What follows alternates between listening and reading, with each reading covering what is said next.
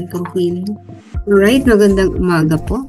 Good morning, good afternoon, good evening to each and everyone, especially those at the other side of the world. There is no time and space between us. There is only this present moment, and we are one.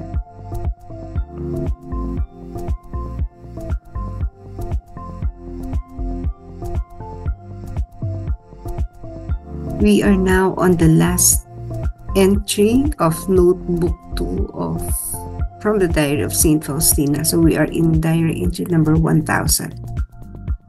In the terrible desert of life, oh my sweetest Jesus, protect souls from disaster. For you are the fountain of mercy. Let the resplendence of your rays, O sweet commander of our souls, let mercy change the world. And you have received this grace. Serve Jesus. Steep is the great highway I must travel, but I fear nothing, for the pure fount of mercy is flowing for my sake, and with it, strength for the humble soul. I am exhausted and worn out, but my conscience bears me witness that I do all for the greater glory of the Lord who is my repose and my heritage. Sa kakilabot na disyerto ng buhay o pinakamatamis kong Jesus, protektahan mo ang mga kaluluwa sa kapahamakan, sapagkat ikaw ang bukal ng awa. Hayaan ang ningning ng iyong mga sinag o matamis na commander ng aming mga kaluluwa. Hayaang baguhin ng awa ang mundo. At kayong mga nakatanggap ng biyayang ito, maglingkod kayo kay Jesus.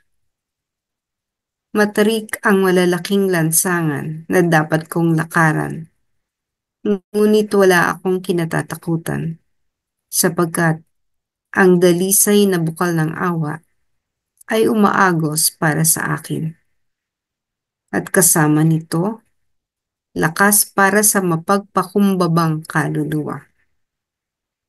Ako'y pagod at wasak na, ngunit ang aking konsensya ay sumasaksi na ginagawa ko ang lahat para sa higit na ikalululhati ng Panginoon. Ang Panginoon na siya kong pahingahan at pamana. Hindi ko lang naayos yung pagkaka-present ng English version, but it is actually composed in stanzas. These concerns about the plight of the souls. Kasama tayo dyan, ano?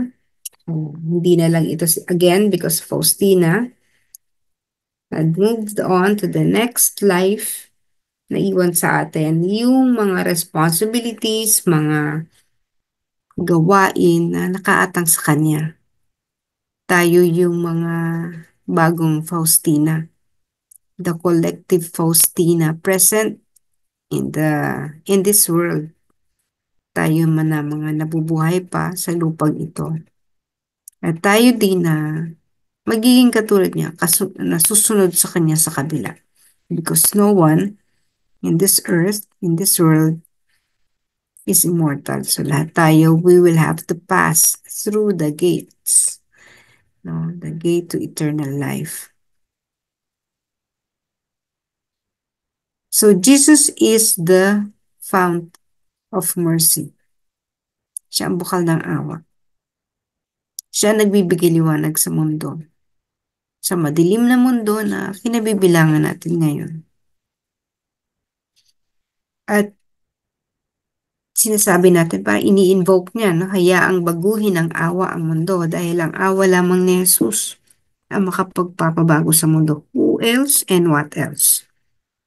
There is no power greater than the power of the divine mercy, which can change the world. Jesus can do that in a snap of a finger. He can change the world in a snap of a finger. Ganun kadali. Kung gugustuhin niya, he can actually do that right at this very moment. But why is Jesus not doing that? So despite his power, despite being God, why he is not doing that? Bakit hindi niya ginagawa? Kasi kung gagawin pa yan ni Jesus, ano nang magiging silbi natin? Paano pa tayo makakabawi sa lahat ng mga pagkukulang natin? How are we going to learn the lessons in life? How will our soul move into the next ladder of the spiritual life? We will not graduate. So imagine a child in his or her elementary stage, no? Full of weaknesses, full of mistakes because he's just a child. So if the Lord would change that child in a snap of his finger, sipin niyo, paano lalaki yung bata? How will that child be able to realize his purpose, his strengths? How is the child, how will he change all the infancy, yung pagiging bata niya? Paano yun mag-graduate into being mature? Kung babaguhin agad siya ni Jesus, wala. Hindi na siya makakapag-isip. What is the purpose of free will? Ba't pa tayo binigyan ng free will ng Diyos? No? Kung papakialaman din lang naman niya. Kung gagawin niya, papawiin niya lahat ng mga kasalanan natin. Hindi na tayo matututo. So, we have to do our part. We have to learn our lessons. We have to move to the next ladder in this evolution. But this world, again, can be changed by the mercy of God. So, tayo, we are waking up every morning, we pray the chaplet, we are consistent in the work of mercy, we are receiving the grace of Jesus. Hindi katulad ito ng ordinaryong tao sa kalsada who do not invoke the power of Jesus. Sa mga panahon na may mga problema sila, kumakapit lang sa patalim because that is the only way that they think they can survive this world.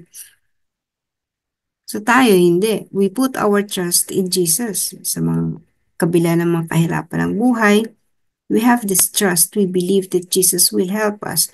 We believe that Jesus is just beside us, ready to take the hand and lead us to where we would like to go. Lead us to where we should go.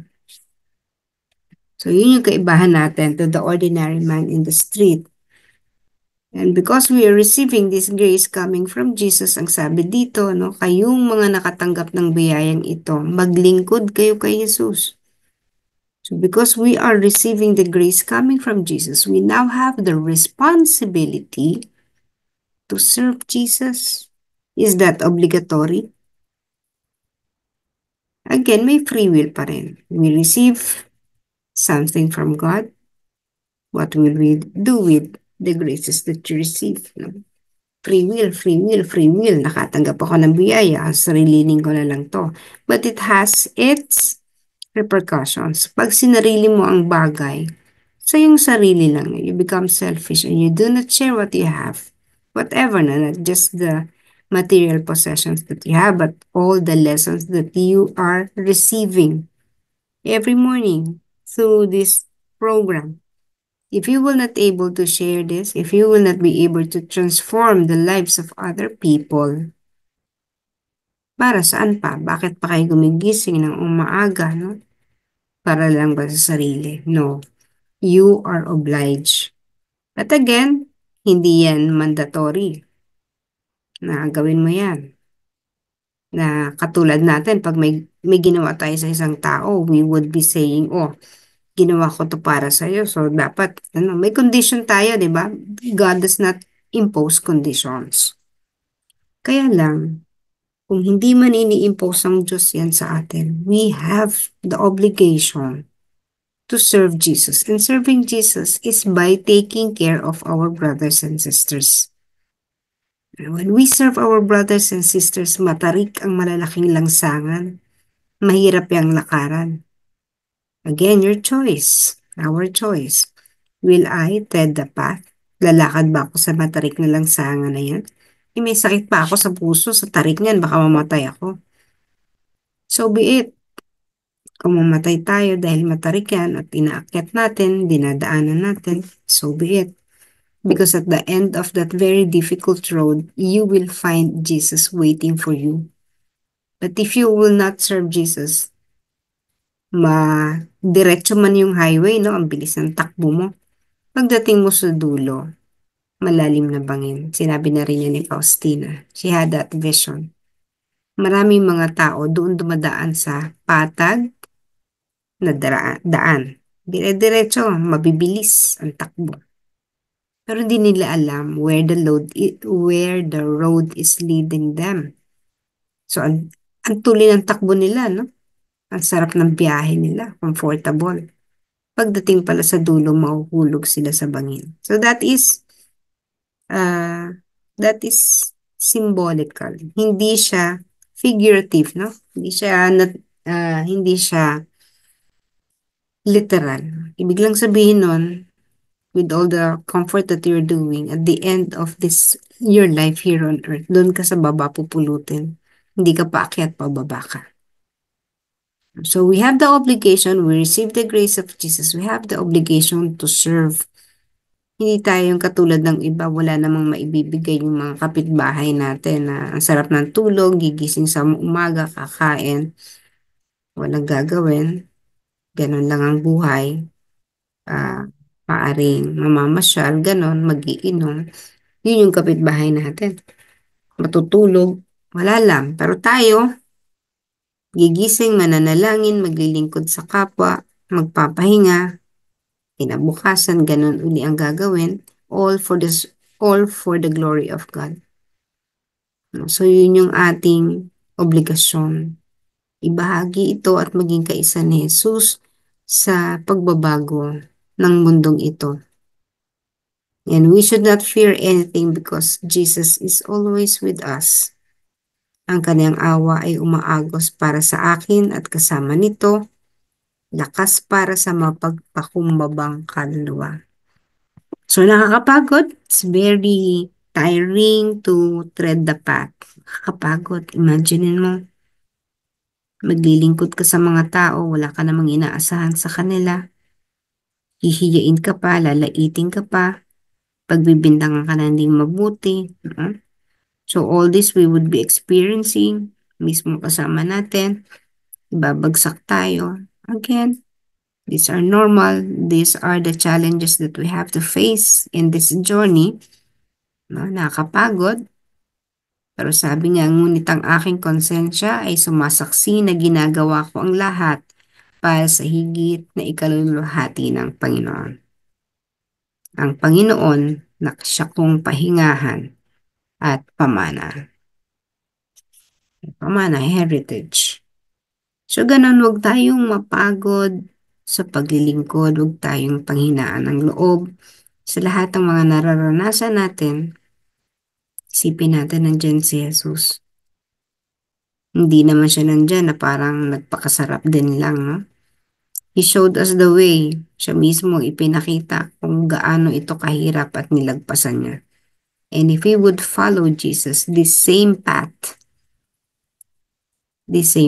ang ating lalakaran. Hindi iba. No? But at the end of the road, there is heaven waiting for us.